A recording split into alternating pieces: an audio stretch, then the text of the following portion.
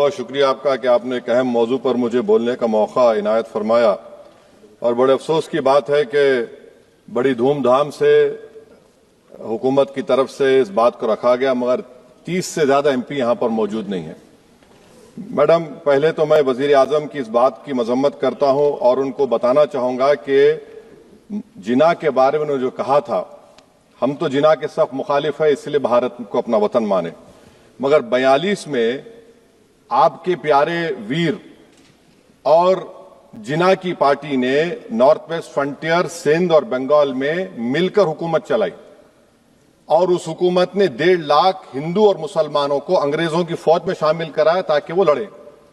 तो किसी शायर ने अच्छा कहा था वजीर आजम के बारे में कि फरेब देकर जमाने को पारसा ना बनिए, इन्हें कहो कि वो बंदा बने खुदा ना बने, अमीर शहर यही चाहता या हजरत कि हमारी चीख गले में रहे सदा ना बने। दूसरी बात मैडम, हमारे वजीर दिफा जनाब राजनाथ सिंह साहब ने बड़ा ही अजीब व गरीब और तकलीफ दे बात कही उम्मुल मोमिनीन के बारे में और उम्मुल किताब के बारे में। उम्मुल मोमिनीन उनको कहते हैं जो हमारे प्रॉफिट मोहम्मद सल्लल्लाहु अलैहि वसल्लम की वाइफ हैं, वो हम तमाम मुसलमानों की मां, हम उनको तस्वुर करते हैं, मगर हम उनकी इबादत नहीं करते, हम अपनी मां की इबादत नहीं करते। उम्मुल किताब कुरान है, हम कुरान की इबादत नहीं करते, कुरान अल्लाह का भिजा हुआ कलाम है। तो उसके बारे में शायर ने अच्छा कहा कि खबर नहीं जिन्हें अपने दीन और मजहब की, हमें वो दीन का मतलब सिखाने निकले हैं। अहम बात यह है कि मैडम, हमारे मुल्क का आइन का इस लफ्ज से आगाज होता है वी द पीपल। इसका आगाज भारत माता के नाम से नहीं होता है। हमारे संविधान का जो प्रियम्बल है वो क्या कहता है? Liberty of thought, expression, belief, faith and worship. अगर दस्तूर का ये पहला सफा ये बात करता है तो फिर कैसे किसी शहरी को किसी खुदा, देवी, देवता की इबादत करने पर या सजदा करने पर मजबूर किया जा सकता है? आप ही की पार्टी से आज की जो बातें हुई है इसी का बोल रही हैं। हमारे कॉन्स्टिट्यूंट असेंबली में मैडम एक मोहतरमा थी रोहिणी कुमार चौधरी ने एक तजवीज दी थी कि प्रियम्बल में किसी देवी के नाम से शुरू हो। उन्होंने खास तौर से वंदे मातरम का जिक्र किया, मगर उसको कबूल नहीं किया गया। फिर केवी कामत साहब ने एक तजवीज दी कि इट्स सिटीजन्स को बदलकर हर सिटीजन्स किया जाए और खुदा के नाम से शुरू किया जाए, वो तरमीम को मुस्तरद कर दिया गया। हमारे संविधान का उसूल यह है कि भारत क्या है, उसकी अवाम है, अवामी कानून के मुसन्निफ है, अवाम की मर्जी से सबसे बालातर है, अवामी हाकिम है। मुल्क किसी खुदा, देवी, देवता, मजहबी इलामत के नाम से नहीं चलता, ना मुल्क किसी एक मजहब की मिल्कियत है। इसीलिए बाबा साहब अम्बेडकर ने क्या कहा था? उन्होंने मदर इंडिया के नजरिए को मुस्तरद किया। बाबा साहब ने एक नई इस्तिलाह वजह कर दी और कहा कि भैक्षित भारत, ये बाबा साहब अम्बेडकर ने कहा। अब मैडम, अगर मजहबी आजादी इस आइन का बुनियादी उसूल है तो सवाल यह पैदा होता है कि उस वक्त हमारे जो कॉन्स्टिट्यूंट असेंबली के प्रेसिडेंट थे जनाब राजेंद्र प्रसाद साहब ने किस बुनियाद पर वंदे मातरम को कौमी तराना करार दिया? ना तो कोई सेक्यूर रेजोल्यूशन है इसके बारे में।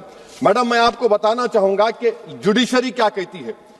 बीजू इमैनुअल केस है 1986 का, जिसमें जिहोवा विटनेस ने कहा कि मैं नेशनल एंथम के वक्त खड़े रहूंगी, पढ़ूंगी नहीं। सुप्रीम कोर्ट ने कहा कि उसने कोई गुनाह नहीं किया। वहीं एक 2017 का केस है अश्विनी उपाध्याय का केस सुप्रीम कोर्ट का, उन्हें कहा गाइडलाइंस दिए जाएं वंदे मातरम पर, सुप्रीम कोर्ट ने नहीं कह दिया। फिर आप आ जाइए madam, prevention of insult act national 1971, इसमें नेशनल सॉन्ग नहीं है, सिर्फ नेशनल एम्बलम और आपका नेशनल एंथम है। फिर आप आ जाइए 40th अमेंडमेंट आर्टिकल 51 है, 76 में पास हुआ, उसमें भी इसका कोई जिक्र नहीं है। मैडम, मैं आपके सामने बताना चाहूंगा कि हमारा भारत एक इसका मजमुआ क्या है। इसमें हिंदू है, मुसलमान है, सिख है, ईसाई है, जैन है, एथिस्ट है, मेहनतकश है, किसान, गरीब, मजलूम और दलित है।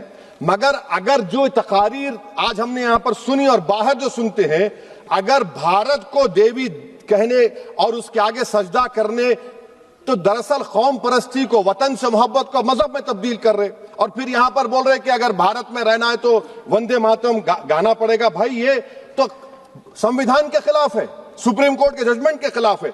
अगर वंदे मातरम मैडम कौमियत का मियार है तो फिर सवाल यह है कि हजरत मोहानी की कौमियत क्या थी जिसने इनकलाब जिंदाबाद का नारा दिया?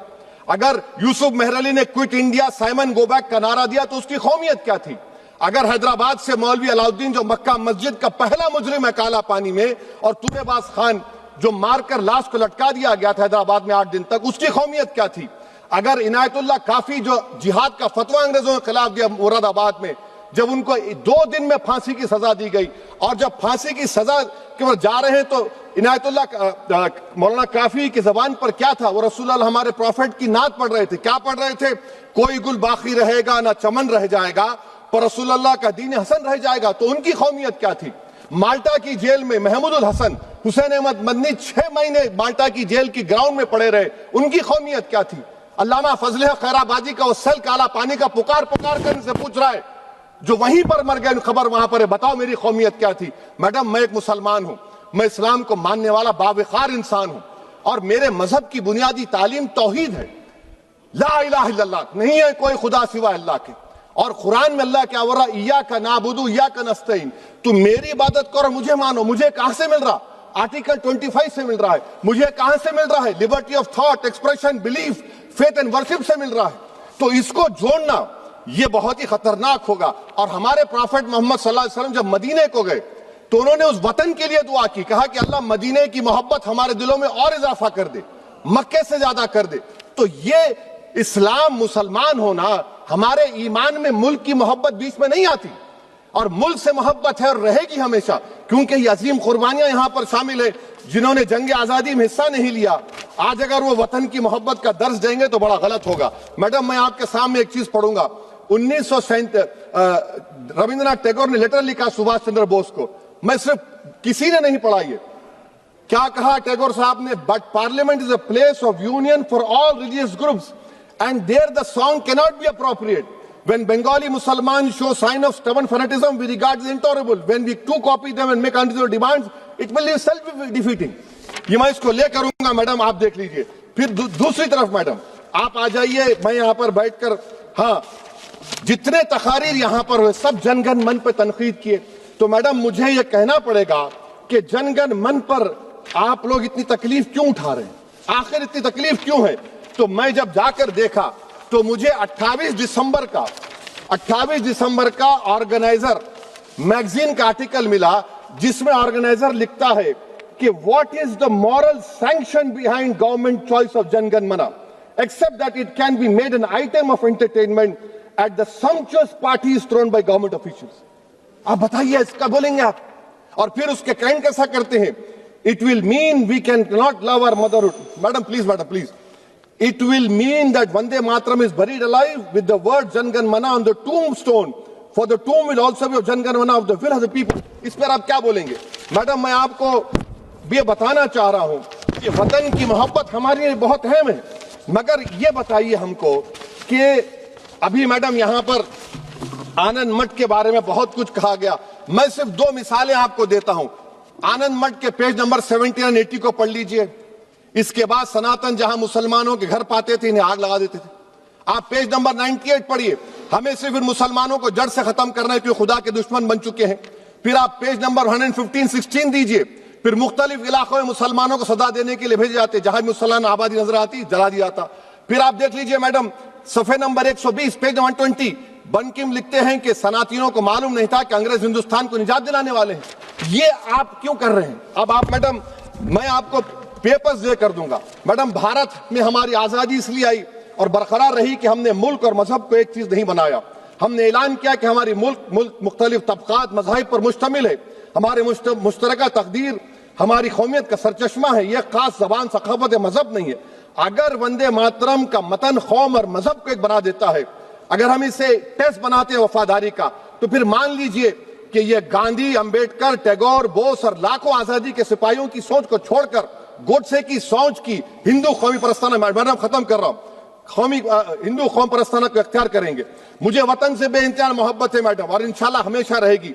मगर बावजूद इसके कि मेरी मस्जिद, मेरी इबादत गाह, मेरे कपड़े, मेरे कारोबार पर हमले होते, मगर मैं फिर भी कहता हूं कि वतन मेरा, हर वतन को हम छोड़कर नहीं जाएंगे।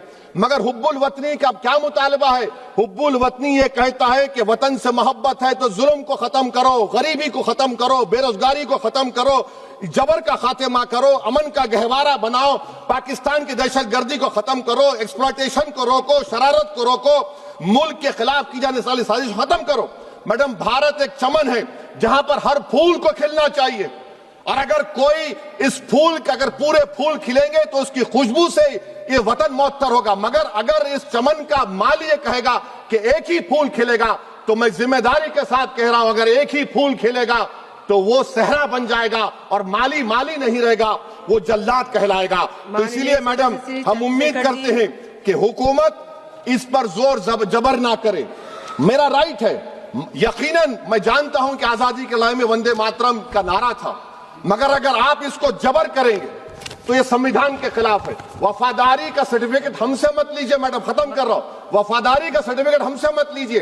आपके बुजुर्गों के कोई एक किताब में लिख के क्या लिखा है बता दीजिए, कहां पर क्या लिखा हुआ है। तो मैडम मैं इस शेर पर अपनी बात को खत्म कर रहा हूं मैडम, मैं इस शेर पर अपनी बात को खत्म कर रहा हूं मैडम, मैं अपनी बात को खत्म कर देता हूं मैडम, क्योंकि आप बहुत जल्दी में हैं।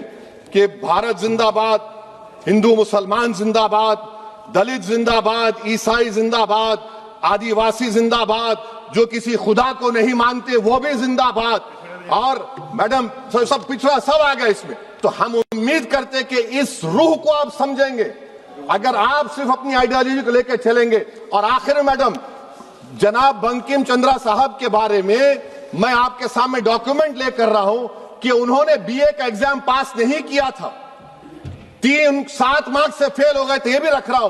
तो आप जिसका लिटरेरी जायन बता रहे ये नहीं है। बहुत बहुत शुक्रिया मैडम। धन्यवाद सभापति महोदया। मैं इस सदन का ध्यान